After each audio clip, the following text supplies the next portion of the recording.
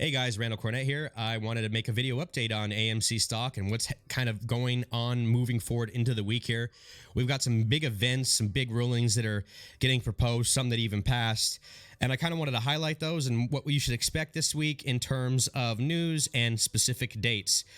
Without further ado, we'll get right into it. So May 4th, AMC is having their annual shareholder meeting. It's going to be held at their corporate headquarters, and they're going to go ahead and vote on the balance of all the company's proposals. It's going to be, obviously, if you're there, you can make your vote in person. If not, then we all receive these proxy votes, which happen to have a big one on there, which we're going to go ahead and address right now. There was a specific vote on there that was for authorizing 500 million shares to the current float of AMC stock. Now, this caused a lot of FUD amongst apes and causing a lot of AMC ape-on-ape violence because people really couldn't get an agreement to if this was a good or bad thing. There was a lot of people that didn't want it. There were some people that were okay with it. The people that were okay with it is because the CEO of AMC, Adam Aron, came on to Trade's videos and basically made a legal binding commitment and said, hey, if you guys authorize these 500 million shares, I am making a legal commitment to you guys that I will not use these shares till the end of the year. Now, that was a big deal, and a lot of people, it swayed them maybe to vote yes because it was going to help the company long term. We want them to be successful as much as we want the squeeze to happen. Maybe not as much as we want the squeeze to happen, but we definitely do want them to be successful, right? So it might have swayed some people's votes, but it didn't sway everybody. And so there was still a lot of FUD that was kind of going around, a lot of people that were making Reddit posts and making a case for, hey, like, wait, we still shouldn't approve this. So AMC basically came out and said, hey, look, we know that you guys are not cool with us, voting and authorizing these 500 million shares right now, right? And so I'll just read the article. This is a much better way to put it. As to the request of 500 million further shares to be authorized, many of our stockholders are telling us to wait. It's important for us to listen to these owners of our company, and that's exactly what we're doing. Accordingly, we will not vote on Proposal 1 at our May 4th annual meeting of shareholders. So those 500 million authorized shares that they were wanting us to vote on, it's gone. It's like vanished into thin air. We're going to worry about that, and we'll cross that bridge when we come to it, as they say, right? So that's what we can expect from the AMC proposal. I still think that you guys go ahead and vote on the other issues in your proxy. I don't want to get into every single issue here. I'll link the proxy below, a screenshot of it, so you know those votes, but I suggest you go read them over yourself because your vote matters and it's important. Moving on to other events that are happening in the week, we can look at our AMC earnings date is being pushed forward. Okay, we're getting our earnings a little bit early this year, and that's May 6th, 2021. Now, I don't know how much of a catalyst this serves on. I guess it depends on it will be, but it depends on what, I guess, the numbers that we get. I know a lot of analysts are predicting us to not get that great of an earnings, but I'm thinking that we're going to get something better than we expect. I now take this with a grain of salt. I don't know how much weight we can put in this, but according to Zacks investment research based on 4 analyst forecasts, the consensus earnings per share forecast for the quarter is negative $1.15. The reported earnings per share for the same quarter last year was negative $2.22. So it looks like we're kind of eating at that deficit and we're trending in the right direction. So that's great news. We want to hear that. We want to be in that, and I'm hoping that we exceed what these guys even expect. Moving forward, this is big stuff here. The United States House Committee of Financial Services is having their third hearing May 6th at 12 p.m. Eastern Time. Now, for my guys that live on the West Coast, make sure that you know and are setting your alarms for, not for 12 p.m. Pacific Time. Make sure you are aware that it's going to be in the Eastern Time. And who's going to be there in this meeting that they're going to be doing, this little hearing? No other than Gary Gensler, who's the new chairman of the SEC. Now, who is he? We heard he's a motherfucker to these hedge funds. They don't like him. He's known for being a hard ass and cracking down on shit. So hopefully he goes in there and he's asking some of these questions that we really need to be asked. And I don't think these hedge funds are going to be able to give him the answers that are going to be adequate enough for him. Hopefully this leads to some more investigations, because I think at the end of the day, in order for us to really squeeze our max potential, that's what we're going to need. We're going to need some intervention from these regulatory, agencies, the DTCC, the SEC. We're going to need them to come in and start rolling some heads. But who else is going to be there? President and Chief Executive of the DTCC. And that's a big deal too, because we want him to be on our side, especially with all these DTCC rulings that we're looking at, which I'm going to get into in later in this video. We want them to be on our side. We want them to, understand that these hedge funds are full of shit. And I think that they're going to see that in this third hearing. Good stuff for us. Moving forward, we're going to be talking about the DTC 007. Now, this Twitter is incorrect here. It says pass effective immediately. It is passed, but is not effective immediately. This ruling does not go into effect till 20 days after it passed. That 20 days is actually July 9th. So we're looking at July 9th for this to become, for the date that it's passed. Like, that's when we're going to be looking for this to be active and when it's going to be in effect. Now, what is the 007? I'll explain it to you. Currently, right now, the way that the DTCC has it set up, my bank account is set up. No. So basically, you have all of these members in the DTC. They basically do the repo markets through what's known as an APO. And that's how they report a lot of their transactions. Now, what's an APO? An APO is an adjustment payment order that modifies the cash portion of a lending or repo adjustment so the correct debit or credit is allocated. These client entered APOs, so client entered, that's a big deal, that's important, then appear on the adjustments overview page as a miscellaneous / general ledger cash distributions outside of DTC, outside of the DTC. So what that means is when these guys are reporting their transactions, they basically can fucking write whatever the fuck they want. And this is happening all without the DTC looking over their shoulder, making sure these guys are being accountable, or they're saying what they're saying is what they mean. It's true. And this is a good explanation I found on Reddit in case I didn't do a good enough job for you guys. But here's how it works. More transparency for transactions between DTC participants. As of July 9th, bananas must be traded between hedgies at a computer instead of behind a shady alleyway at the Wendy's, like at some Wendy's down the street, right? So they're going to be moving from this old APO service, which was happening all off the board, to the Claim Connect service, which is the DTCC's new way of kind of keeping a ledger, if you will, of all the transactions. So participating members of the DTCC can go in there and basically look at a transaction, a stock, and look at it and say, man, this is a barred 100 times over share. It just adds a lot more transparency to what is going on, right? Which then ties more into, if funds have liquidity requirements. It's all hand in hand, and really what it comes down to is the DTCC is looking to make sure they get their asses out from under this, right? I think they're understanding that they're way at risk, like under-margined here, and they need to put all these things in place to make sure they're covering their ass, all right? Something else that's important here, another date that I think that you guys should take note of, May 19th.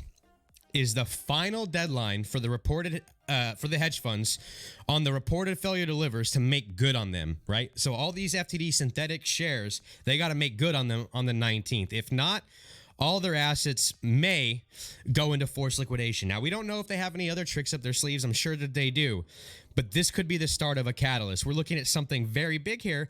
And if they get liquidated, we're looking at something that's at like Archegos times 100. So I'm hoping this is the start, like this is the fuel for the rocket, and that we start seeing some actual, again, these regulatory, agencies coming in and actually starting to take some action, right? This is really, really big stuff. And now I wanted to go ahead and talk about another ruling here, the NSCC 2021-005.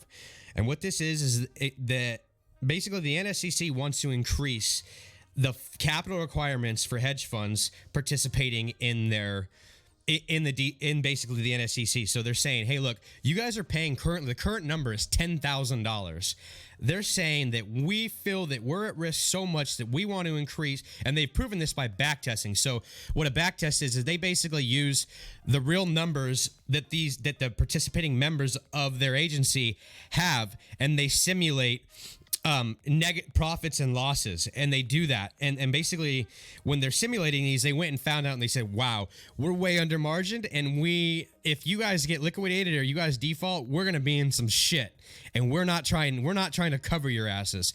So how they're trying to fix is by basically increasing the capital requirement for all participating NSCC members from 10,000 to 250,000. So that adds up. 250,000 from each participating member is going to definitely add up, and basically it's insurance for the NSCC in case from their back testing, they're seeing, hey, look, these guys are fucking up and are not getting like this rate that we expect them to have in terms of being a sure bet. They're not meeting that requirement. So we're going to have to make sure that you guys are paying more money on your liquidity deposits to make sure that you're taking care of our risk.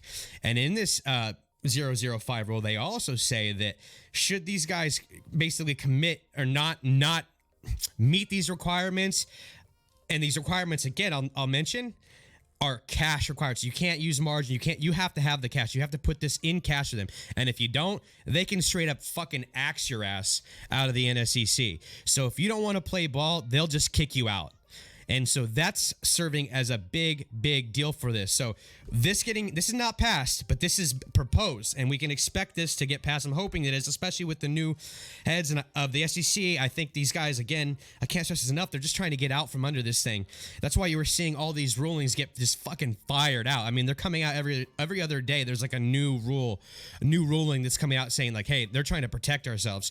So when this one passes, this can serve as another catalyst. So there's like 5 or 6 things I've highlighted in this video that could serve as, I don't want to say all of them are catalysts, but good news. They're putting us in the pilot seat, ready to fucking pilot this thing to the goddamn moon.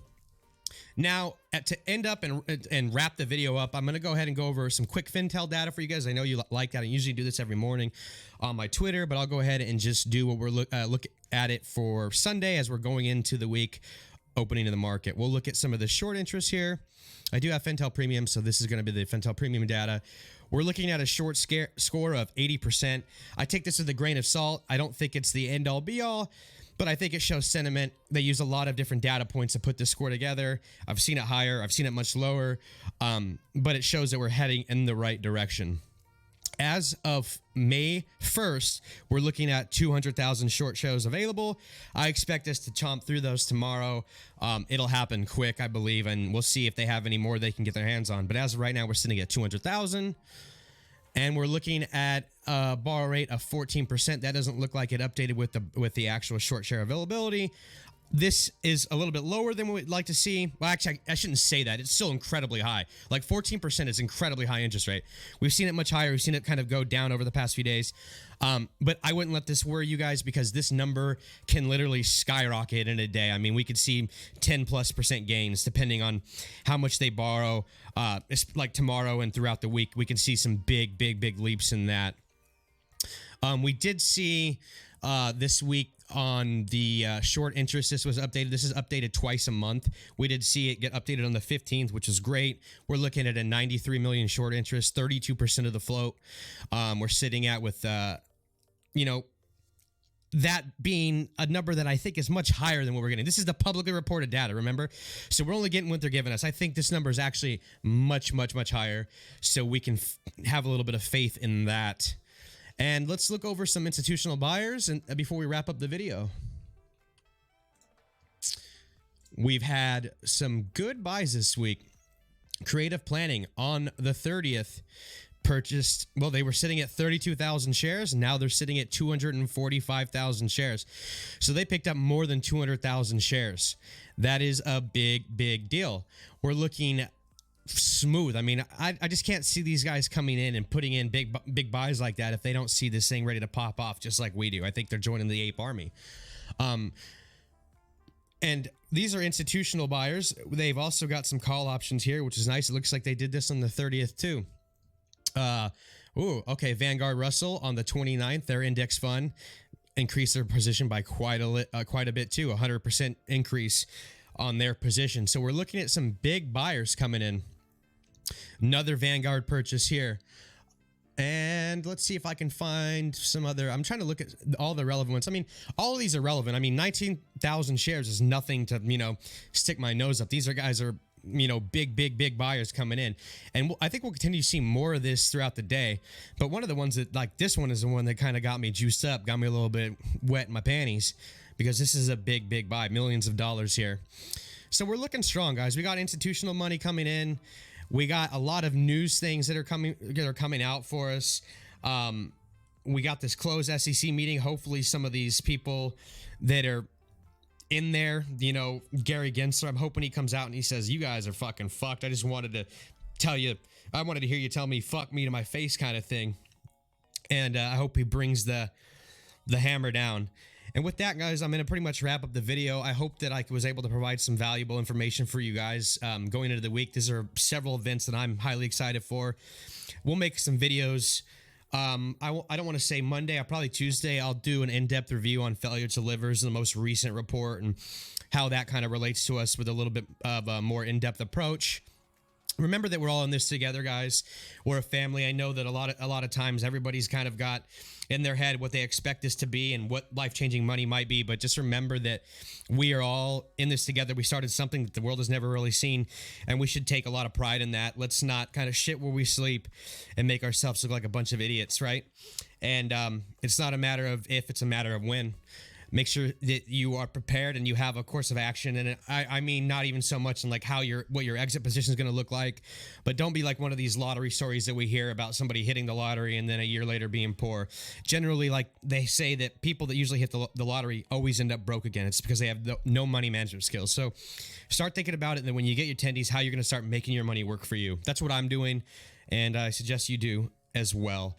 I would really appreciate a like and a follow on the channel, subscribe on the channel, because it's been an absolute pleasure to do this for you guys. And I'm like blown away. Like my first video, I think, has just broke 1.4 thousand views, and I just uploaded. Like I had no idea that I would have anyone that was interested in what I got to say, but it turns out that I've got some apes in here that are really fucking just ride or dies. I appreciate you guys. Enjoy the rest of your weekend. I love you long time.